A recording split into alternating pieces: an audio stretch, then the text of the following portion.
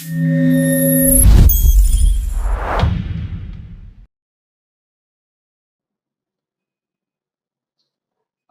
warahmatullahi wabarakatuh. Oke, kembali lagi di channel YouTube Teknik Desain Manufaktur. Perkenalkan, nama saya Muhammad Akbar dari angkatan 25. Saya di sini selaku host di Desmond Talk episode 2. Oke, di episode kali ini kita akan mendatangkan narasumber dari Prodi Teknik Desain Manufaktur.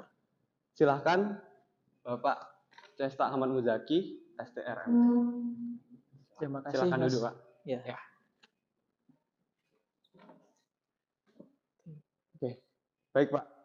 Sebelum kita masuk ke pertanyaan, Pak, menurut Bapak di teknik desain manufaktur ini prospek kerjanya itu kemana ya, Pak? Apakah bisa ke perkapalan, ke tambang mungkin atau offshore? Oke, baik. Mungkin saya awal dengan kenal diri dulu ya. Ya. Jadi saya di sini sebagai dosen teknik desain manufaktur, sekaligus saya juga dulunya adalah alumni dari prodi ini juga. Saya angkatan 14. Kalau kalian kan angkatan 2025 ya. Saya angkatan 2014. Kemudian saya melanjutkan S2 dan kembali ke sini, ke kampus ini. Nah, untuk prospek kerjanya prodi kita, lulusan prodi kita itu sebetulnya bisa beragam. Karena pada dasarnya prodi teknik desain dan manufaktur itu merupakan salah satu cabang dari teknik mesin. Teknik mesin ini kan sangat banyak lowongan pekerjaannya. Bisa ke offshore, bisa ke perusahaan manufaktur seperti Astra, bisa. Kemudian Polygon seperti itu juga bisa. Ke perusahaan yang bukan manufaktur pun juga bisa. Karena di teknik mesin itu nanti ketika kalian melamar, tidak selalu yang kalian dapati itu persis dengan yang skill setnya kalian. Jadi kalau sama-sama teknik mungkin ada yang bisa. Jadi teknik mesin bisa nanti diterima di teknik yang lain, walaupun agak jarang. Yang lebih sering adalah yang sesuai dengan jurusannya. Nah, seperti itu. Jadi kita itu sebetulnya salah satu percabangan dari teknik mesin sehingga cukup luas untuk mau melamar kemana. Oke, terima kasih atas jawabannya ya, Pak. Kalau misalnya nggak selinear tapi tetap, maksudnya saya kan pinginnya kan ke offshore nih, tapi teknik desain manufaktur kan lebih ke manufaktur. Itu kira-kira persentasenya lebih besar atau minim sekali, Pak? Nah, kalau kita bicara persentase ya, kalau persentase kemungkinan akan lebih sedikit daripada yang di manufaktur, tetapi tidak menutup kemungkinan. Jadi di angkatan saya sendiri, di angkatan 14 ya, itu ada beberapa teman saya yang kerjanya itu di offshore, di bagian teknik mesinnya, bagian manufakturnya. Tetapi kan perusahaannya offshore, bukan perusahaan manufaktur, perusahaan pertambangan atau perminyakan. Iya. Nah, dia di situ kalau kalian tahu smelter. Smelter. Iya, itu kan ada yang di Gresik, ada yang di Papua ya. Ya. Nah, dia termasuk yang dikirim ke Papua karena kebetulan dia juga bisa dan mau dikirim ke sana. Lalu dia juga ditugaskan dan dikasih pelatihan itu ke Australia. Jadi memang ada beberapa lulusan kita itu yang masuknya ke perusahaan-perusahaan non manufaktur. Ya, ada yang di offshore, ada yang di perusahaan lain, ada yang bahkan mendirikan CV-nya atau perusahaannya sendiri ya, mendirikan usahanya sendiri seperti itu. Oke. Makasih Pak atas pertanyaannya. Oke, ini ada beberapa pertanyaan dari teman-teman teknik desain manufakturnya, Pak. Ini terkait Bapak setelah lulus dari D4 desain manufaktur ini, Bapak lanjut ke studi S2 atau bekerja untuk mencari experience dulu, Pak? Oke, jadi ini mungkin dilema yang akan dihadapi oleh para calon lulusan atau para lulusan prodi ini. Saya mau kerja atau saya mau lanjut kuliah atau saya mau ngapain ya? Kalau saya dulu pinginnya saya mau langsung kerja. Jadi saya cari pekerjaan, lamar ke sana ke sini, kemudian terima di 1-2 tempat. Lalu di pekerjaan itu kebetulan kan saya lulusnya itu sebetulnya saya lulus di tahun 2019. Nah, di tahun 2019 kalian seperti yang sudah kita tahu ya, ada COVID di situ ya, Iya, 2020. benar. Jadi ketika saya 2019 dapat pekerjaan di tahun 2020-nya, itu saya cuma berjalan beberapa, kan itu masih kontrak, pegawai kontrak. Jadi ketika jalan, ada COVID seperti itu, kebetulan saya kontraknya itu sebagai sales di salah satu bank BUMN ya. Di situ nggak saya lanjutkan karena berat ya. Ketika di COVID saya nggak bisa memenuhi target, maka saya putuskan kontraknya di situ. Kemudian karena di masa-masa COVID itu juga cukup sulit untuk mencari pekerjaan, jadi saya memikirkan untuk bagaimana kalau saya S2 aja, menaikkan strata pendidikan supaya uh, lowongan pekerjaan yang bisa saya apply itu lebih banyak, Ya. terbuka lebih lebar. Nah, masalahnya kalau kita lanjutkan ke S2 itu adalah pertama kamu harus tahu S2 itu buat apa. Kalau kamu cuman S2 untuk ingin S2 saja, nanti nggak benefit buat kamu. Jadi S2-nya buat apa? Kalau mau jadi dosen, pastikan dia linear. Ya, kalau dari teknik desain dan manufaktur, linear ke S2-nya itu adalah teknik mesin. Nah, seperti itu. Kalau memang tidak mau jadi dosen, jadi mau yang lain, bebas. Kalian bisa ngambil S2 manajemen, S2 industri, seperti itu. Kalau saya sih S2-nya langsung ya. Jadi habis kerja tadi itu, kesulitan pekerjaan karena COVID, langsung ke S2. Oke. Baik, Pak. Kalau untuk S2-nya nih, Bapak ngambil di univ mana? Oke, kalau S2-nya saya di tangga sebelah ini aja, Mas, di ITS. Oh, ITS. Ya, ITS S2 Teknik Mesin. Oke, Pak. Baik, untuk pertanyaan selanjutnya ya, Pak. Hmm. Skill apa yang wajib dimiliki bagi mahasiswa teknik desain manufaktur menurut Bapak sendiri?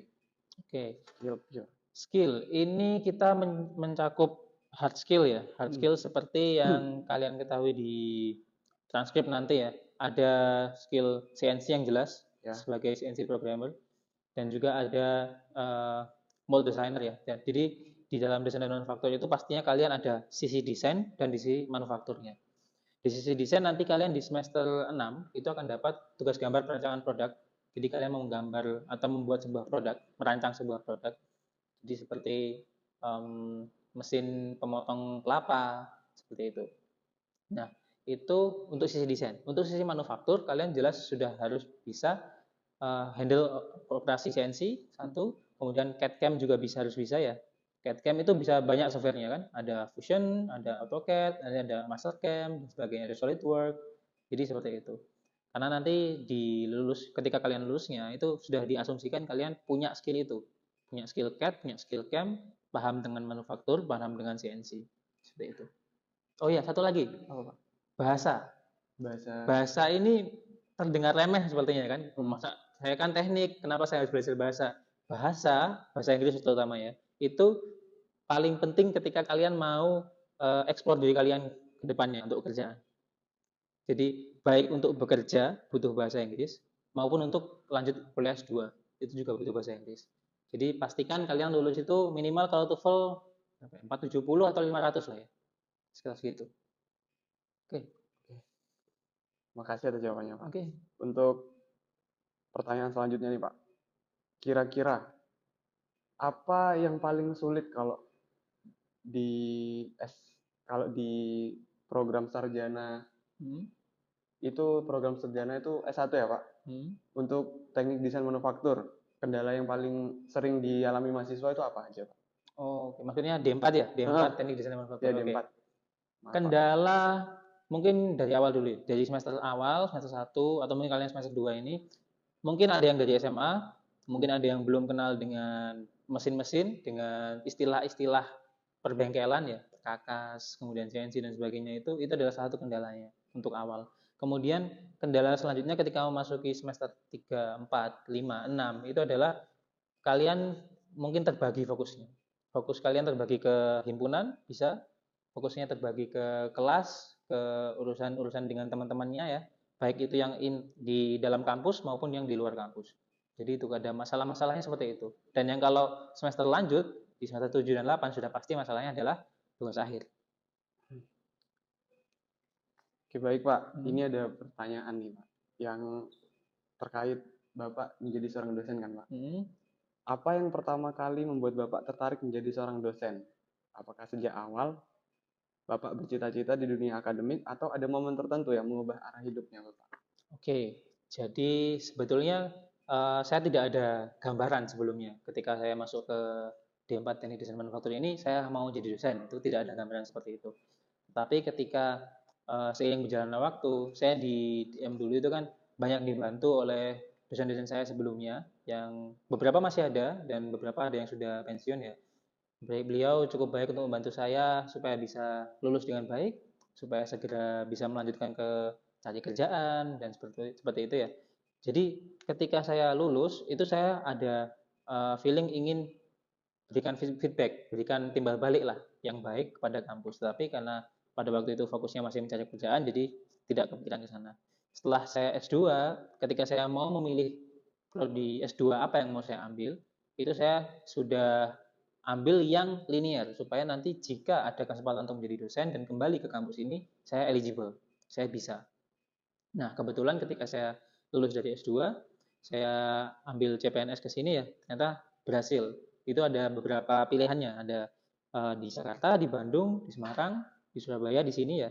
Dan setelah saya pikirkan baik-baik ya, karena saya juga alumni dari sini, saya banyak banyak hutang jasa dengan kampus ini dan dosen-dosen di sini, maka saya kembali ke sini untuk melanjutkan apa jasa-jasa mereka ke adik-adik yang berikutnya. Oke, baik. Makasih Pak atas jawabannya. Oke. Menurut Bapak nih, rintangan kalau di S2 itu sulitnya seperti di S1 atau enggak, Pak? Oke, ini pembahasan S2 ya, Iya. di S2 ya. Jadi karena kita dari D4 ya, kita dari D4, kalau mau melanjutkan ke S2 itu mungkin yang kesulitan adalah literaturnya, literasinya. Karena kita lebih sering praktek kan. Iya. Kita lebih sering praktek, teori kita itu tidak sebanyak anak S1.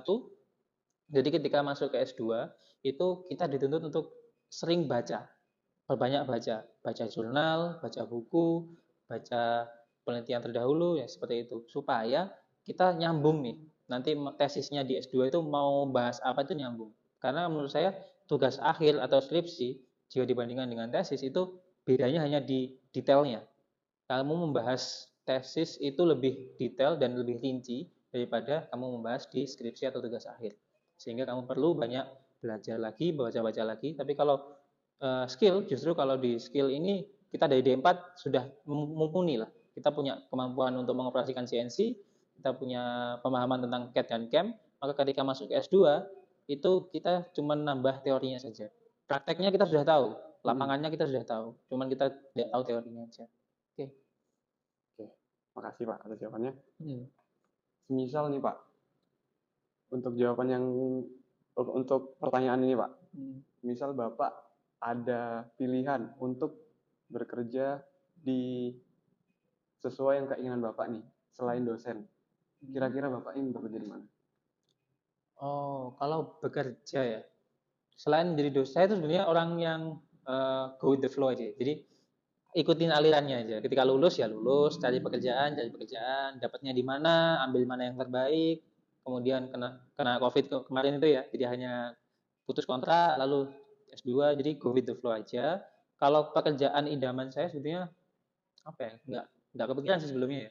Menurut saya dosen itu sudah cukup baik karena imbang antara jasanya, kemudian apa yang saya dapatkan, apa yang saya bisa berikan itu cukup bagus dan cukup imbang dan juga dosen itu lebih nyantai, lebih slow living daripada kita compare ke perusahaan-perusahaan yang misalkan swasta ataupun negeri ya, yang harus ada target, kemudian kita ada pekerjaan setiap mungkin setiap bulannya ada target seperti ini seperti itu lebih strict lagi. Untuk kalau misalnya pekerjaan di lapangan, contohnya kayak engineer yang di lapangan, kira-kira ada nggak Bapak kepikiran untuk ke sana sebelum jadi dosen? Ya, sebelum saya lanjut ke S2 ada. Jadi sebelum saya lulus itu sebenarnya ada kebayangan kayaknya saya lulus nih mau jadi drafter lah kan awal-awal masih jadi drafter dulu. Nah, seperti itu. Tapi seiring dengan berjalannya waktu saya lihat dengan saya UJT juga ya, UJT saya lihat pekerjaan lapangan seperti apa, drafter itu kerjanya seperti apa, nanti jenjang karirnya seperti apa.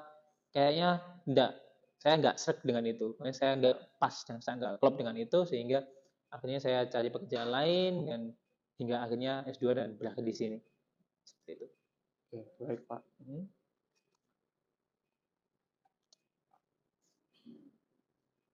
Oke, ini ada pertanyaan yang saya juga sebenarnya ingin tahu sih Pak. Apa yang membuat Bapak tertarik masuk prodi teknik desain manufaktur? Oh ya ini agak lucu juga ceritanya. Jadi dulu waktu saya kan dari SMA nih, saya sama dengan teman-teman yang dari SMA mungkin tidak kenal dengan istilah-istilah perkakas, istilah-istilah perbengkelan. Jadi ketika daftar ke sini ke PPNS itu saya bingung. Ada tawaran teknik pengelasan. Apa ini teknik pengelasan? Saya taunya pengelasan itu yang di pinggir jalan tuh kelas. Iya. Nah, itu las. Masa saya jadi kayak gitu ya, pengelasan. Kemudian ada teknik K3. K3 saya cuma dengar itu di konstruksi-konstruksi, ada keselamatan kerja, apa sih keselamatan kerja itu? Ada K3. Lalu ada juga desain konstruksi. Nah, itu juga saya pernah ditawarkan seperti itu. Dan terakhir ada juga desain dan manufaktur. Nah, kebetulan waktu saya lulus SMA itu, saya lagi suka-sukanya dengan tema-tema desain. Menggambar di kafe lah ini ya. Iya. Kayaknya ada nama desain-desainnya ini menarik. Jadi saya ambil ke DM, desain manufaktur sama desain konstruksi. Kemudian saya lihat desain konstruksi ini tentang apa? Oh, bikin kapal. Wah, saya juga nggak ada ilmunya nih, 0 nih saya tentang kapal. Kalau desain manufaktur, manufakturnya ini menarik karena saya belum pernah dengar. Dan ketika saya googling manufaktur itu tentang pembuatan ya, pemesinan lah, pembuatan di mesin-mesin ya. Ada desainnya dan ada manufakturnya. Oh, berarti kayaknya ini yang menarik secara nama. Jadi ketika saya daftar ke PPNS, saya ditawari 4 jurusan tadi itu, 4 prodi itu ya. Dan saya akhirnya memilih teknik desain manufaktur dengan apa ya, kayak diarahkan oleh hati. Jadi seperti itu. Tapi setelah Bapak tahu kalau misalnya teknik desain manufaktur nggak sesuai sama harapan Bapak, kira-kira Bapak ini bakal kayak milih, aku nanti tahun depan pindah atau ya udahlah lanjut aja atau seperti itu Pak? Gimana? Iya, ini biasanya hal yang jadi dilema untuk mahasiswa semester 2 karena di tahun berikutnya kan ada bukaan lagi untuk penerimaan mahasiswa baru ya. Saya dulu ada teman saya yang ikut penerimaan mahasiswa baru lagi dan saya juga termasuk yang kayaknya menarik ya mau ujian lagi ya, ujian penerimaan lagi ya. Tetapi ketika sudah waktunya milih, itu saya akhirnya pikir ulang karena ketika nanti saya milih untuk ujian lagi, jadi maba lagi, kemudian masuk ke sana ternyata tidak sesuai dengan yang saya ekspektasikan lagi, sama aja tuh. Jadi lebih baik saya tekuni yang di sini, saya selesaikan yang di sini, kemudian nanti saya bisa lanjutkan, misalkan saya ingin S2 ya S2 atau misalkan saya kerja ya kerja. Jadi menurut saya kalau misalkan dari awal nggak nyambung sama sekali dengan teknik dan dengan teknik desain manufaktur pada khususnya ya, umumnya pada teknik, itu mungkin bisa dipertimbangkan. Tapi kalau masih ada jiwa tekniknya, kalau di SMA fisika ya, fisikanya masih ada, itu gak apa-apa kamu lanjutkan. Kalau memang fisika itu sudah mau menakutkan buat kamu, matematika sudah mau menakutkan buat kamu, kemudian apa ya, kimia mungkin ya, itu juga sudah nggak srek dengan kamu, jadi mungkin kamu bisa pertimbangkan. Tapi kalau masih ada sedikit ya nggak apa, kamu lanjutkan aja. Berarti sudah terlanjur masuk ya Pak? Betul. Oke baik. Oke Pak, Lagi? ini pertanyaan cukup apa ya? Ini pertanyaan dari mahasiswa ini cukup apa ya Pak? Random. Lucu ya? Iya random lah. Kenapa Bapak milih jadi dosen di PPNS bukan di ITS? Berarti kembali lagi buat balas jasanya tadi ya Pak? Iya, salah satunya itu. Kalau alasan lain ya mungkin ya kesesuaian. Jadi saya kan dari D4 DM ya, kemudian saya lanjut ke S2 mesin ITS. Dari yang saya lihat, kalau saya mau jadi dosen di ITS, apa yang saya butuhkan untuk menjadi dosen di ITS itu kurang. Saya kurang kuat di bagian teorinya tadi. Jadi saya tidak bisa sebaik kalau saya jadi dosen di sini. Sehingga kesesuaiannya itu lebih sesuai kalau saya jadi dosen di Politeknik. Makanya ketika saya ada opsi pun di CPNS kemarin itu saya melihatnya adalah dosen Politeknik. Di Politeknik di Jakarta, di Bandung, Polman Bandung, kemudian di Semarang juga ada bukaan waktu itu, dan terakhir juga di sini ada untuk Politeknik. Jadi ada UPN sebenarnya buka juga, tapi karena kembali lagi saya dari D4, saya agak sanksi, agak nggak bagus lah kalau saya masuk ke sini kayak nggak pas ke universitas. Lebih bagus saya masuk ke Politeknik yang merupakan background saya. Seperti itu. Oke, baik Pak. Makasih atas jawabannya. Oke. Saya ingin tanya Pak, ini pertanyaan dari saya sendiri. Suka duka jadi dosen PPNS Pak? Dari awal sampai sekarang. Oh, suka-suka dari dosen, khusus jadi dosen ya? Jadi dosen di PPNS. Oke. Pertama mungkin ini ya, karena saya orang lama ya. Saya kan dari alumninya kan di sini juga. Saya alma mater di sini. Jadi ketika saya masuk itu tidak ada sesuatu yang excited, nggak ada sesuatu yang baru. Karena semuanya sudah saya explore dulu waktu jadi mahasiswa. Dan dosen-dosennya pun sudah kenal dengan saya kan. Jadi tidak ada something new yang bikin excited itu tidak ada. Itu mungkin minor lah ya. Kalau untuk yang majornya eh gini, jadi kalau mengajar itu biasanya bayangan saya tuh dulu mengajar itu untuk kelas kuliah ya, perkuliahan ya. Itu sudah tidak perlu lagi pembahasan tentang yang 100 cm berapa milimeter. Oh, iya. Ya, 25 milimeter berapa meter. Ya, Jadi konversi itu seharusnya sudah ada di SMA, SMA itu sudah khatam ya. hmm, Tapi di sini masih perlu ditingkatkan lagi. Jadi mungkin ini efek dari COVID ya, mungkin ini efek dari pergantian menteri kemarin Pak Nadiem. Jadi saya nggak tahu efeknya yang mana ya. Tetapi yang pasti ada sedikit penurunan lah dari yang sebelum-sebelumnya. Tetapi positifnya adalah anak-anak sekarang itu terbuka, open. Jadi ketika dia nggak bisa, dia nggak sesungkan anak-anak dulu ketika mau bertanya. Misalkan ada yang nggak bisa, ya udah dia tanyakan aja. Ada yang misalkan dia nggak mau untuk mengerjakan itu, dia bilang frontal nggak mau. Jadi lebih terbuka untuk diajak berdiskusi, diajak ngobrol lah ya, daripada orang-orang yang dahulu. Seperti itu. oke, baik Hmm. Pak.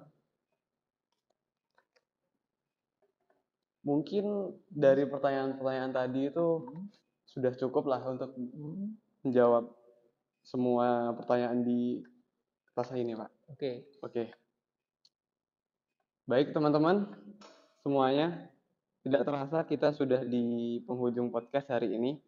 Terima kasih sebesar-besarnya kami sampaikan kepada narasumber kita yang telah meluangkan waktu, Bapak Cesta Ahmad Muzaki, SDR, MT, atas meluangkan waktu untuk berbagi ilmu, pengalaman, serta inspirasi yang sangat bermanfaat bagi kita semua.